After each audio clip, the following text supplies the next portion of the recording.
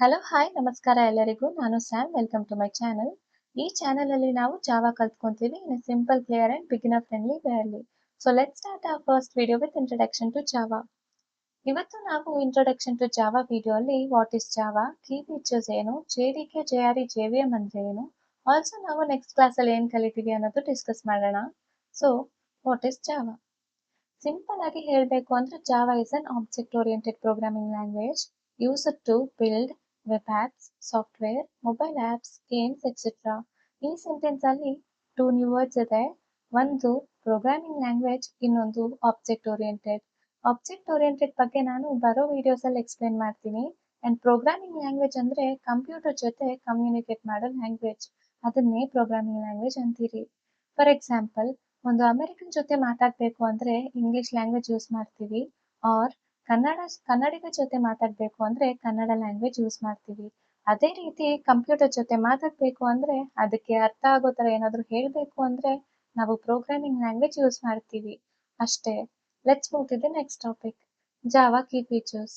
Java ಅಲ್ಲಿ ತುಂಬಾ features ಇದಾವೆ. ಮೇನ್ ಆಗಿ ನಾವು ಪ್ಲಾಟ್ಫಾರ್ಮ್ ಇಂಡಿಪೆಂಡೆಂಟ್ ಫೀಚರ್ ಬಗ್ಗೆ ಡಿಸ್ಕಸ್ ಮಾಡೋಣ. ಮಿಕ್ಕಿದ ಫೀಚರ್ಸ್ ಬರೋ ವಿಡಿಯೋಸ್ ಅಲ್ಲಿ ಡಿಸ್ಕಸ್ ಮಾಡೋಣ. ಪ್ಲಾಟ್ಫಾರ್ಮ್ ಇಂಡಿಪೆಂಡೆಂಟ್ ಅಂದ್ರೆ ಏನು ಅಂತ ನಿಮ್ಗೆ ಅರ್ಥ ಆಗೋ ತರ ಸಿಂಪಲ್ ಎಕ್ಸಾಂಪಲ್ ಜೊತೆ ಹೇಳ್ತೀನಿ. ಇವಾಗ ನೀವು ಯಾವ್ದಾದ್ರು ವಿಡಿಯೋಸ್ ನೋಡ್ಬೇಕು ಆರ್ ಕ್ರಿಯೇಟ್ ಮಾಡಿ ಅಪ್ಲೋಡ್ ಮಾಡ್ಬೇಕು ಅಂದ್ರೆ ಎಲ್ಲಿ ಮಾಡ್ತೀರಾ? ಯೂಟ್ಯೂಬ್ ಅಲ್ಲಿ ಮಾಡ್ತೀರಾ. ಅಂದ್ರೆ ಯೂಟ್ಯೂಬ್ ನಿಮ್ಗೆ ಇವೆಲ್ಲಾನು ಮಾಡೋದಿಕ್ಕೆ ಒಂದು ಪ್ಲಾಟ್ಫಾರ್ಮ್ ಪ್ರೊವೈಡ್ ಮಾಡ್ತಿದೆ. ಅದೇ ರೀತಿ ಕಂಪ್ಯೂಟರ್ ಅಲ್ಲಿ ಏನಾದ್ರೂ ಪ್ರೋಗ್ರಾಮ್ ಬರೆಯೋದಿಕ್ಕೆ ಆರ್ ಎಕ್ಸಿಕ್ಯೂಟ್ ಮಾಡೋದಿಕ್ಕೆ ನಮಗೂ ಒಂದು ಪ್ಲಾಟ್ಫಾರ್ಮ್ ಬೇಕು ಅಲ್ವಾ? ಆ ಪ್ಲಾಟ್ಫಾರ್ಮ್ನೇ ಓ ಎಸ್ ಅಂತೀವಿ. ಸೊ ನಮ್ಗೆ ವಿಡಿಯೋಸ್ ಮಾಡೋದಿಕ್ಕೆ ಯೂಟ್ಯೂಬ್ ಒಂದೇ ಅಲ್ಲದೆ ನೆಟ್ಫ್ಲಿಕ್ಸ್, ಪ್ರೈಮ್ ಇನ್ನ ತುಂಬಾ ಪ್ಲಾಟ್ಫಾರ್ಮ್ಸ್ ಇದಾವೆ. ಸಿಮಿಲರ್ಲಿ ಓ ಎಸ್ ಅಲ್ಲೂ ನಮ್ಗೆ ತುಂಬಾ ಟೈಪ್ಸ್ ಇರುತ್ತೆ, ಲೈಕ್ ವಿಂಡೋಸ್, ಮ್ಯಾಕ್ ಓ ಎಸ್, ಲಿನಕ್ಸ್ ಎಕ್ಸೆಟ್ರಾ. ಈ ತರ ಡಿಫ್ರೆಂಟ್ ಟೈಪ್ಸ್ ಆಫ್ ಪ್ಲಾಟ್ಫಾರ್ಮ್ ಅಲ್ಲಿ ನಾವು ಪ್ರೋಗ್ರಾಮ್ ರನ್ ಅಂಡ್ ಎಕ್ಸಿಕ್ಯೂಟ್ ಮಾಡಬಹುದು. ಆದ್ರೆ ಇನಿಷಿಯಲ್ ಡೇಸ್ ಅಲ್ಲಿ programming language like C and C plus plus are platform dependent. ಅಂದ್ರೆ ಒಂದು ಪ್ಲಾಟ್ಫಾರ್ಮ್ ಅಲ್ಲಿ ಬರ್ತಿರೋ ಕೋಡ್ ಬೇರೆ ಪ್ಲಾಟ್ಫಾರ್ಮ್ ಅಲ್ಲಿ ರನ್ ಮಾಡೋಕೆ ಆಗ್ತಿರ್ಲಿಲ್ಲ. ಅದರಿಂದ ತುಂಬಾ ಪ್ರಾಬ್ಲಮ್ಸ್ ಫೇಸ್ ಆಗ್ತಿತ್ತು. ಸೊ ಈ ತರ ಶಾರ್ಟ್ ಕಮಿಂಗ್ಸ್ ನ ಓವರ್ಕಮ್ ಮಾಡ್ತಾ ಜಾವಾ ಪ್ಲಾಟ್ಫಾರ್ಮ್ ಇಂಡಿಪೆಂಡೆಂಟ್ ಫೀಚರ್ ನ ಇಂಟ್ರೊಡ್ಯೂಸ್ ಮಾಡ್ತು.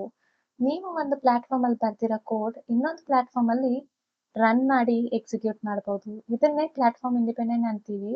ಪ್ಲಾಟ್ಫಾರ್ಮ್ ಇಂಡಿಪೆಂಡೆಂಟ್ ಬಗ್ಗೆ ಇನ್ ಡೆಪ್ತ್ ಆಗಿ ಅಪ್ಕಮಿಂಗ್ ವಿಡಿಯೋಸ್ ಅಲ್ಲಿ ಡಿಸ್ಕಸ್ ಮಾಡೋಣ. Next move to the other topic, Java basic architecture ಬಗ್ಗೆ ಡಿಸ್ಕಸ್ ಮಾಡೋಣ. ಜಾವಾ ಆರ್ಕಿಟೆಕ್ಚರ್ ಅಲ್ಲಿ ಮೇನ್ ಆಗಿ 3 ಕಾಂಪೊನೆಂಟ್ಸ್ ಇದಾವೆ, ಜೆಡಿಕೆ, ಜೆಆರ್ಇ, ಜೆವಿಎಂ. ಜೆವಿಎಂ ಅಂದ್ರೆ ಜಾವಾ ವರ್ಚುವಲ್ ಮಿಷನ್. ಇದ್ರ ಕೆಲಸ ಏನು ಅಂದ್ರೆ ನಮ್ಮ ಜಾವಾ ಪ್ರೋಗ್ರಾಮ್ ನ ಎಕ್ಸಿಕ್ಯೂಟ್ ಮಾಡುತ್ತೆ.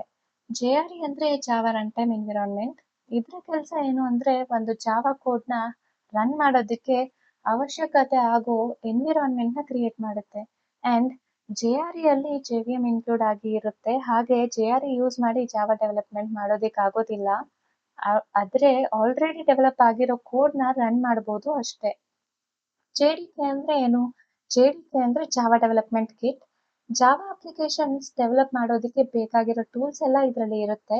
It includes JRE, compiler, debuggers and other required libraries.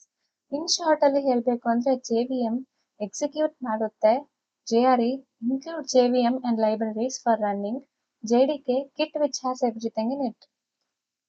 Image explanation ಅಲ್ಲಿ ನೋಡಿದ್ರೆ ಈ ವೈಟ್ ಬಾರ್ಡರ್ ಏನಿದೆಯೋ ಅದು ಜೆಡಿಕೆ, ಅದ್ರೊಳಗಡೆ ಇರೋದು ಜೆಆರ್ಇ ಪ್ಲಸ್ ಡೆವಲಪ್ಮೆಂಟ್ ಟೂಲ್ಸ್ ಯೆಲ್ಲೋ ಬಾರ್ಡರ್ದು.